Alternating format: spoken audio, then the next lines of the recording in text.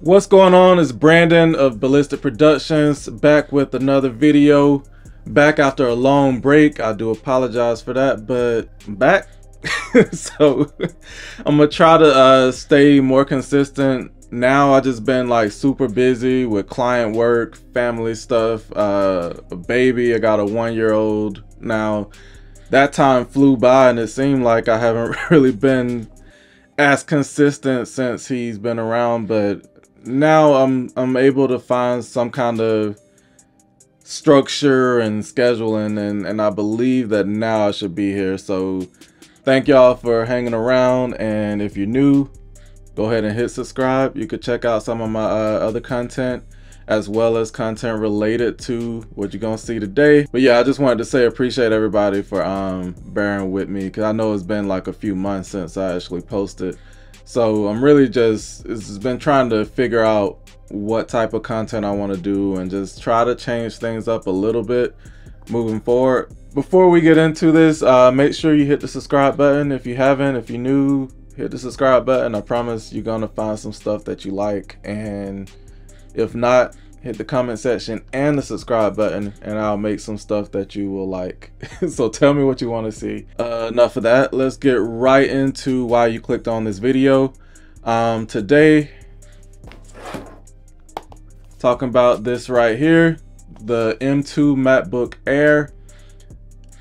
Spoiler alert, it's pretty amazing. So yeah, let's actually start with what I've been using lately over the last couple of years. You might be here, or you might have found me from my other M1 MacBook Air videos. I did get the MacBook Air M1 around launch at the end of 2020, like November-ish or something like that. And it really got me through that whole year, using it as my main computer, and that's even over my custom built i9 Windows PC that I had built back in 2019. I have a video on that also. But yeah, so once Apple introduced the whole M series of chips, it really did make a huge difference compared to the older Macs, because I had actually switched over to Windows because I just was able to get so much performance by building my own PC. A lot of people will tell you to do that, and I still stand by that if you need or prefer Windows. But the M1 series made me jump back into Macs, and I already use iPads, iPhones, multiple iPhones, like the watch, pretty much everything.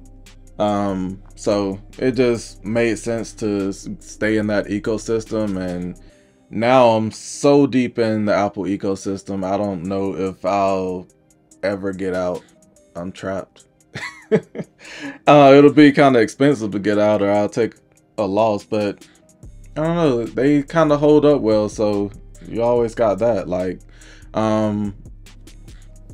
before I switched over to PC, I was using a 2015 13-inch i5 from 2015 up until like the end of 2019, right around 2020. So I got like 5 years out of that. But yeah, so I used that M1 Air all the way up until the next level came out, the Pros.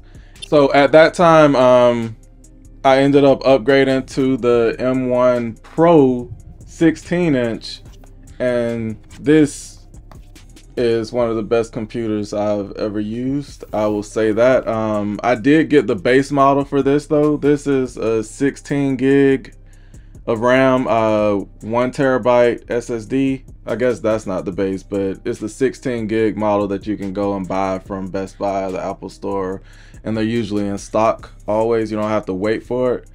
But this is so amazing, and I loved it for a while until I started going to the studio more. I started doing more videography and photo shoots, having gigs and weddings and stuff to go to, and I like to keep a laptop with me, but I never really want to put this in my bag because it's so big and heavy or whatnot. Like, it really, like, you could, I mean, gotta get that gym life on, but You could barely hold it with one hand comfortably. Like if you're holding it out or you want to show somebody something extended, it really does do a toll on you or whatnot. It's not comfortable at all.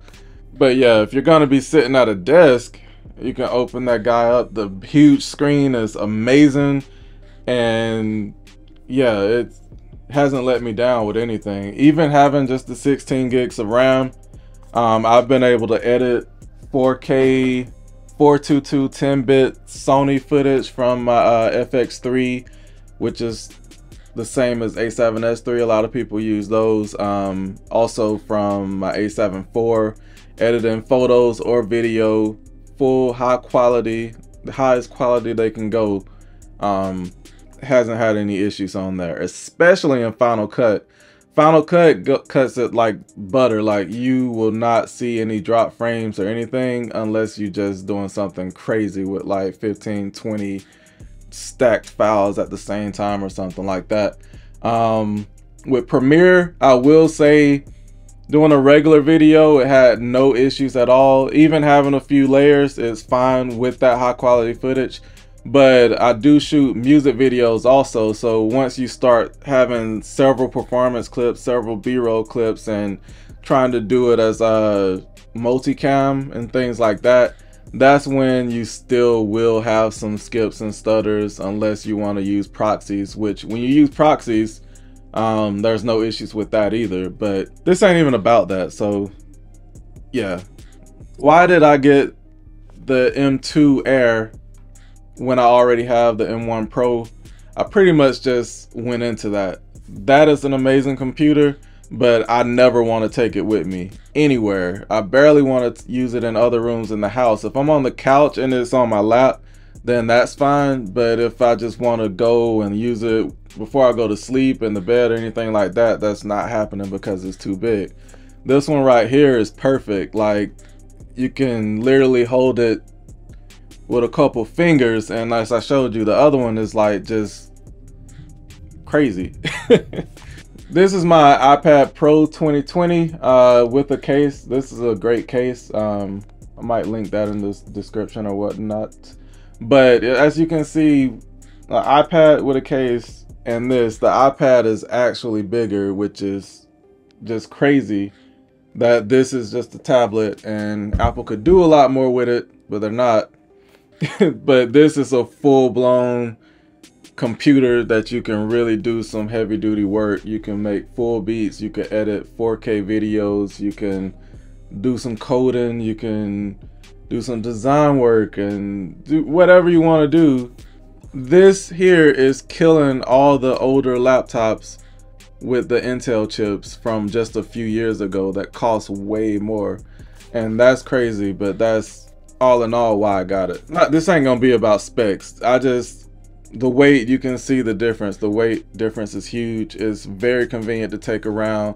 It has the MagSafe this year, so compared to the original MacBook Air M1, it only had the 2 Thunderbolt USB-C ports, and if you're charging it, you took one of those ports, so you only had like 1 port. This one has the MagSafe connectors and the 2 ports, so that helps.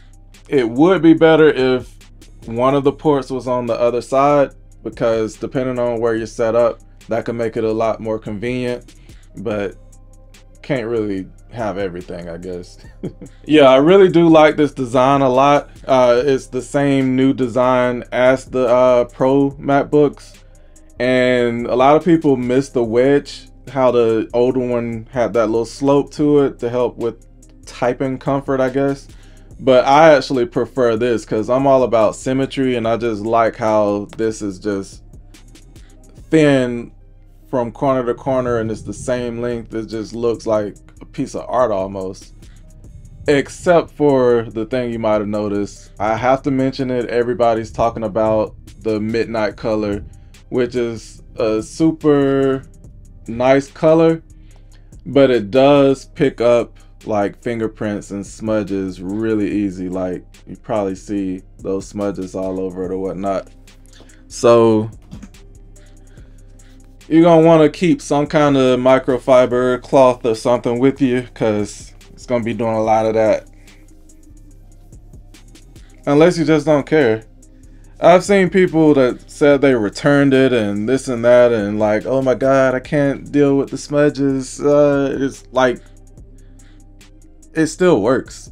So just wipe it. If you want to, you care that much, if you're going somewhere, you care about the appearance, wipe it down and then open that guy up, and then everybody gets to see that beauty while you're sitting at Starbucks or wherever you might be. Like, it's not the end of the world. It's really a beautiful color. As you see, when that light hit it, it can be like blue, but it does appear black when you're in dimmer light and stuff like that, and it's just really cool.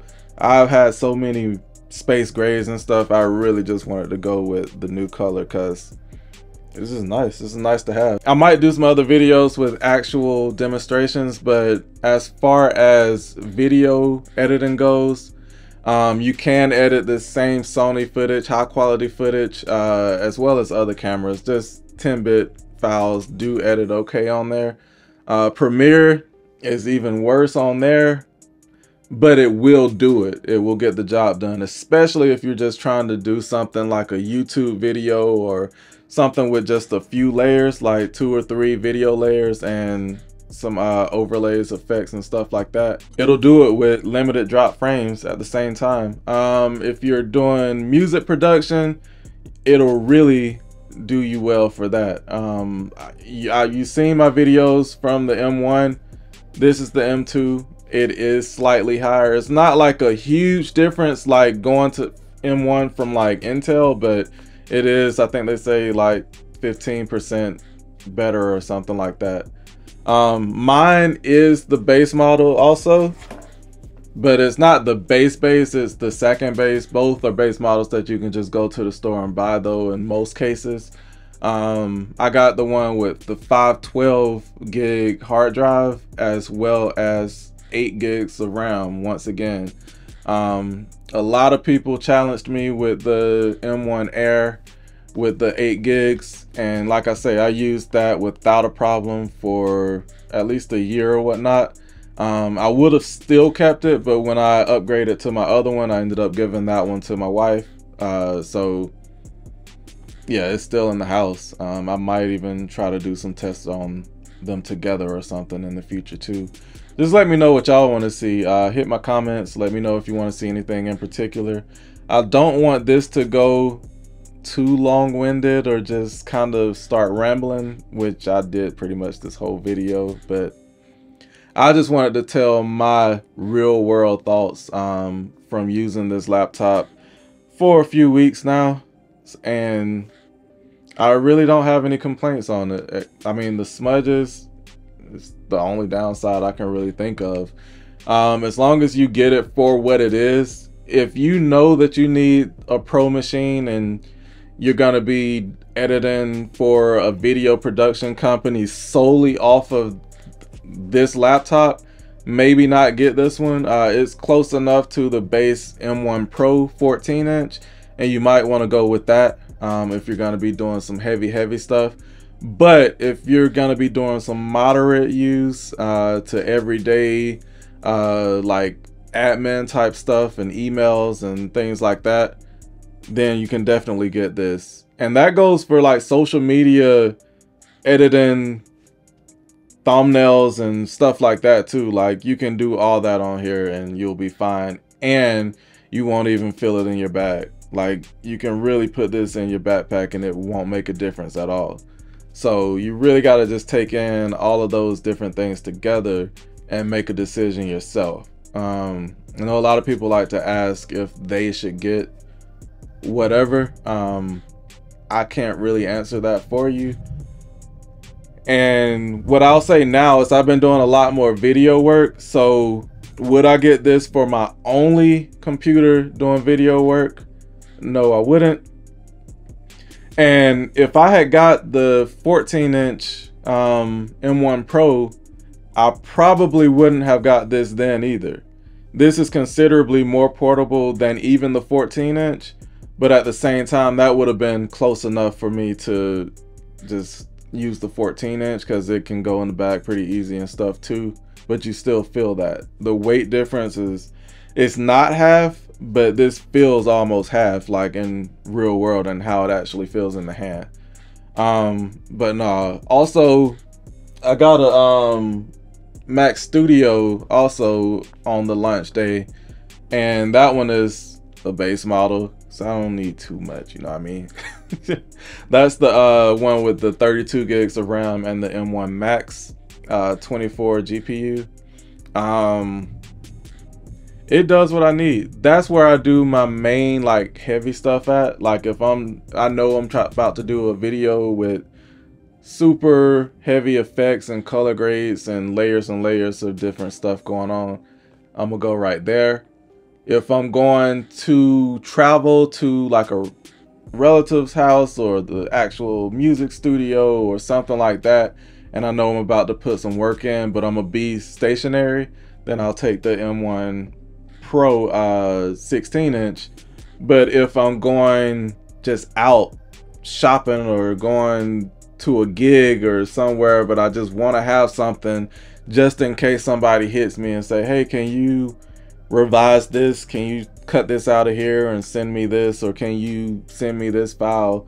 Just to do little stuff like that. That's when it's cool to like just have this to keep with me.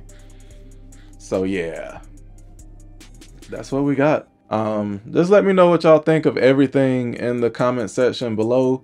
If you haven't, hit the subscribe button. If you've seen me before and you've been liking what you see and you haven't hit the subscribe button, please go ahead and hit the subscribe button. It does help a lot. It motivates. It also just puts the algorithm in my favor to help me be able to make these types of videos from like just a real world type of vibe, and not just like big benchmarks and stuff that's not really gonna matter to you when you actually get the computer or whatever in your hands. Anyway though, as always, y'all hold it down, keep doing what you do, give me that feedback. I'm trying to catch up on all the comments I didn't respond to and be on point with the next one, so y'all holla at me, let me know what you want to see. Hold it down, and